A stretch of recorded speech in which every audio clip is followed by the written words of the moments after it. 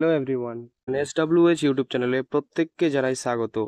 আজকে তোমাদের জন্য নিয়ে এসেছি জেনারেল সায়েন্সের কিছু গুরুত্বপূর্ণ প্রশ্ন এবং তার উত্তর নিয়ে, যেগুলি তোমাদের upcoming railway group D, RPF, NTPC, SSC, WBP এবং কেপি পরীক্ষার জন্য খুবই গুরুত্বপূর্ণ।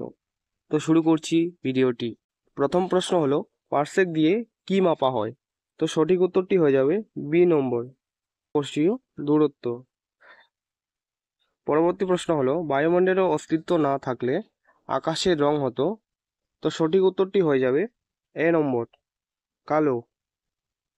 পরবর্তী প্রশ্ন হলো, শব্দের গতিবেগ সর্বোচ্চ হয় কোন সময়?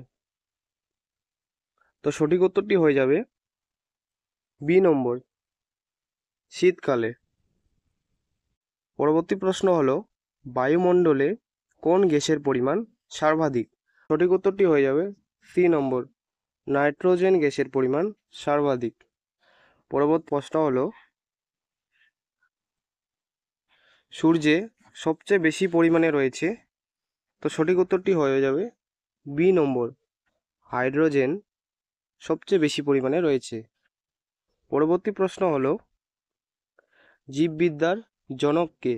সঠিক উত্তরটি হয়ে যাবে এ নম্বর, অ্যারিস্টটল হলেন জীববিদ্যার জনক। পরবর্তী প্রশ্ন হলো, মানবদেহের বৃহত্তম পেশি কোথায় রয়েছে? তো সঠিক উত্তরটি হবে কোমরে। পরবর্তী প্রশ্ন হলো,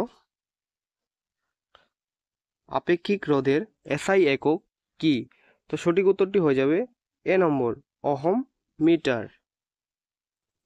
পরবর্তী প্রশ্ন হলো, ফাদ মিটার যন্ত্র দিয়ে কি মাপা হয়? তো সঠিক উত্তরটি হয়ে যাবে সি নম্বর, সমুদ্রের গভীরতা। খনিজ শিলাতে সর্বাধিক পরিমাণে থাকে কোন পদার্থটি? তো সঠিক উত্তরটি হয়ে যাবে ডি নম্বর, সিলিকন। পরবর্তী প্রশ্ন হলো, এবং আজকে আমাদের লাস্ট প্রশ্ন, বৃক্ষের কার্যকারী এককের নাম কি? তো সঠিক উত্তরটি হয়ে যাবে বি নম্বর, নেফ্রন হলো বৃক্ষের কার্যকারী একক। যদি ভিডিওটি তোমাদের ভালো লেগে থাকে তাহলে চ্যানেলটিকে অবশ্যই সাবস্ক্রাইব করে দিও। আমি আরও নতুন কিছু প্রশ্ন নিয়ে তোমাদের সামনে চলে আসব। ধন্যবাদ।